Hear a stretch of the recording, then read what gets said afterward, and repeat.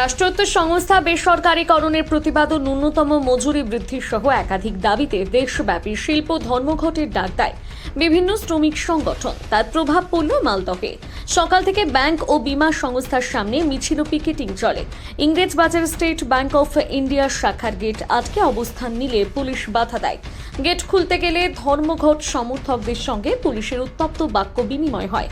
এলাকায় ছিল কড়া নজরদারি। বিষয়টি নিয়ে প্রতিক্রিয়া দেন সিটিউর নিলয় গাঙ্গুলি। দেখুন, দীর্ঘদিন ধরে আমরা যেটা বলে আসছি, তৃণমূল এবং বিজেপির এই যে সেটিং, যেটা গোটা ভারতবর্ষে বারবার করে প্রমাণিত হচ্ছে, সংসদের বাইরে সবখানে, সেই সেটিংয়ের আরেকটা নমুনা আমরা দেখলাম যে পুলিশ প্রশাসন জোরপূর্বক আজকের দিনে দাঁড়িয়ে একটা গণতান্ত্রিক অধিকার, ধর্মঘট করার অধিকার, আমরা এখানে লাগিয়েছিলাম আমাদের যে ব্যানার পোস্টার, সেগুলো সবটা আজকে পুলিশ এসে ছিঁড়ে দিল। পুলিশ এসে সমস্ত আজকে বের করে দিল। আজকে ভাবা যায় না আজকে প্রশাসনের এই ভূমিকা।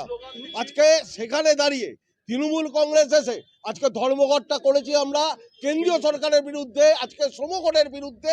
আজকে শ্রমিকদের যে আজকে 12 ঘন্টার কাজ করতে হচ্ছে, শ্রমিকদের যে জায়গায় আজকে নিয়ে যাওয়া হচ্ছে, যে সমস্ত অধিকারগুলোকে কেড়ে নেওয়া হচ্ছে, তার বিরুদ্ধে, কেন্দ্রীয় সরকারের বিরুদ্ধে আমাদের এই ধর্মঘট। আমরা দেখলাম তৃণমূল কংগ্রেস এখানে এসে এই ধর্মঘট ভাঙার জন্য প্রশাসনের সাথে একত্রিত হয়ে আজকে এই ধর্মঘট ভাঙার অপচেষ্টা করলো, কিন্তু শ্রমজীবী মানুষ তারা রাস্তায় দাঁড়িয়ে আজকের এই ধর্মঘটকে সফল করে। এদিকে ধর্মঘটের বিরোধিতায় মাঠে নামে তৃণমূলের শ্রমিক সংগঠন আইএনটিটিইউসি। এই বিষয়ে আইএনটিটিইউসির নেতা অম্বরীশ চৌধুরী জানান, স্বার্থে আমরা এলাম, এসে আমরা ব্যাংকগুলো খোলালাম। বলছি, কিভাবে দেখছেন এই ধর্মঘটটা? এটা নিষ্ফল ধর্মঘট। এই ধর্মঘটের কোনো মানে হয় না। আজ উচ্চ মাধ্যমিক পরীক্ষা আছে, মানুষের কত অসুবিধা, টাকা পয়সার দরকার আছে।